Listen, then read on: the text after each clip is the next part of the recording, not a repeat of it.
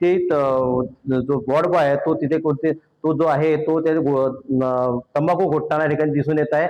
पण त्यासोबतच या ठिकाणी या सर्व प्रकाराचा आपण इथले जे अधिष्ठाता आहेत संजय सोनवणे यांच्याशी आपण संपर्क साधण्याचा प्रयत्न केला, पण त्यांनी इन कॅमेरा बोलायला नकार दिला आणि हे प्रकरण जे आम्ही याची चौकशी जे आहे घटित केलेली आहे चौकशी घेणार. पण हे जे प्रकार जो आहे हा व्हिडिओ जो आहे खोटा असल्यास त्यांनी या ठिकाणी हे केलेलं आहे की हा व्हिडिओ जो आहे हा व्हिडिओ खोटा आहे, त्यामुळे आमचे बदनामी करण्याचा या ठिकाणी प्रयत्न कोणीतरी करत असल्याचं त्यांनी या ठिकाणी सांगितलेलं आहे. पण सध्या हे प्रकरण जे आहे हे प्रकरण खूप गंभीर आहे की एक महिलेला या ठिकाणी पाठीवर आपल्या पतीला घेऊन रुग्णालयात फिरावं लागतं, पण या ठिकाणी त्याला कुठे सुविधा मिळत नाही.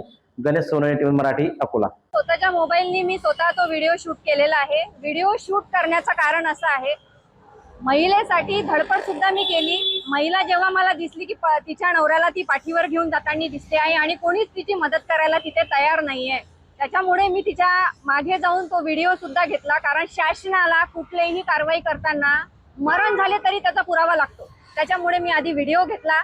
त्याच्यानंतर ती महिला भटकत होती, तिने प्रत्येकाला तिथे आवाज दिला. तिथे गार्ड होते, शिपाई सगळे उपस्थित होते.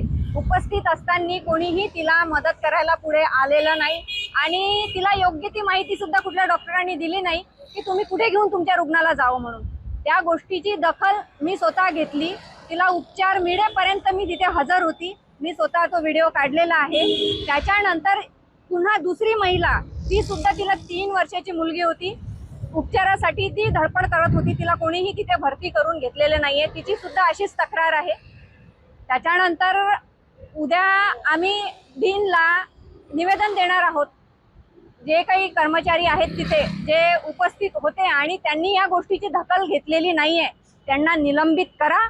आणि पालकमंत्री, आमदार, खासदार जेही कोणी इथे असतील, तर ब्रिटिश काळात या घटना घडत होत्या. ब्रिटिश काळाच्या नंतर आता महिलेवर जो अत्याचार होतोय आणि तिथे हे सगळं दिसलं, तर हे पाहून असं वाटतंय की तो ब्रिटिश काळ बरा होता.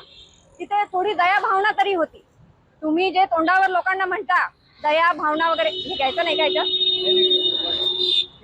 तो अकोला सर्वोपचार रुग्णालयातला व्हिडिओ आहे. तो माझ्यापर्यंत आला आणि तो पाहून खरंच सांगते, म्हणजे हे शासन आणि प्रशासन प्रत्येकच क्षेत्रात, शेतकरी आत्महत्या, शेतमालाला भाव, महिला सुरक्षा, सोबतच आरोग्य यंत्रणा सुद्धा अशा पद्धतीनं ढासळलेली आहे की कोणाचंच काहीच लक्ष नाही. सगळेच लक्ष फक्त त्या इलेक्शनवर. 24/7 या बीजेपीला फक्त राजकारण, निवडणुका एवढंच सुचते. त्या व्हिडिओ जर तुम्ही शांततेनं पाहिला तर आपल्याला दिसेल की त्या महिलेनी त्या आपल्या लखवाग्रस्त पतीला पाठकुळी घेतलेला आहे आणि ती विचारत फिरत आहे. जो कर्मचारी दिसतो त्यात तो तंबाखू घोटत आहे आणि विचारत नाही आहे. माझा प्रश्न आहे इथल्या प्रशासनाला, आरोग्य विभागाच्या, की त्या वेळेला ड्युटीवर कोण होतं? आपले स्ट्रेचर खरंच कुठं गेले? महाराष्ट्र आरोग्य विभागाने स्ट्रेचरवर काही बजेट केलेलं नाही आहे का? तुमचे स्ट्रेचर काय भाड्यानं दिलेले आहेत का कोणाला? कुठे गेले आहेत स्ट्रेचर? तेव्हा कोणत्या माणसाची ड्युटी होती? जर या क्लास 4 किंवा स्वच्छता आणि स्ट्रेचर या कंपाऊंडरसाठी आउटसोर्सिंग केलेलं असते आजकाल, ते फॅशनला आहे बापा या बीजेपीच्या सरकारचं. ते सरकारी नोकर नाहीत, ते त्या कंत्राटदाराचे नोकर आहेत आणि कंत्राटदार यायला पैसे देऊन जातात म्हणून ते यायचं ऐकत नाहीत. कंत्राटदार म्हणते मी मंत्र्याला, सचिवाला, अधिकाऱ्याला पैसे दिले, मी तुमचं ऐकणार नाही.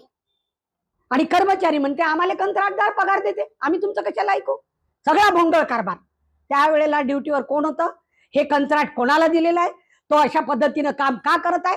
या पद्धतीचा सगळा विचार होऊन त्यात संबंधित मेडिकल ऑफिसर असो, कर्मचारी असो किंवा कंत्राटदार असो, याला त्याच्यावरून निलंबित केल्याशिवाय आम्ही शांत बसणार नाही. अन्यथा आम्ही इथं आंदोलन उभारू. धन्यवाद.